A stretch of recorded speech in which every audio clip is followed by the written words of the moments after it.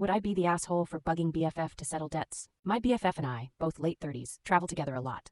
When we started traveling in our early 20s, we would try to keep track of who paid what, and it worked out for the most part. However, about 10 years ago, BFF said that I still owed money for a trip or two. I asked how much, and they said they'd have to check notes, but was sure it was well over $1,000 or $2,000. They couldn't tell me exactly from which trip, just that they'd have to check their notes. I've been asking for an amount to settle for the past several years.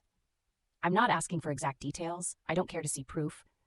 I just want to settle the debt so they can no longer say that I owe them for anything because they've thrown it in my face in the past. E.g., they've said that the interest keeps building on their credit cards and I'm responsible for part of it, so I told them to add interest to whatever amount they want me to pay to settle. BFF feels I should give them as much time as they need because 1. They were kind enough to pay for some of my travel expenses when I was in a paycheck-to-paycheck situation, which I've always paid back, and 2.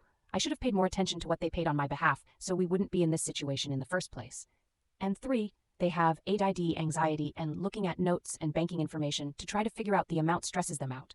Would I be the asshole if I tell them that until we settle all debts, I don't want to plan any more trips? They've been excited about planning a trip for Labor Day, so I feel like an AH if I throw this wrench in the planning, and T-Baha, I really need a vacation too.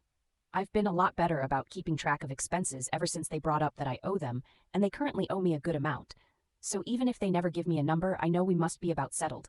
And it's not like I'm hurting for money. I just don't like the feeling of owing someone.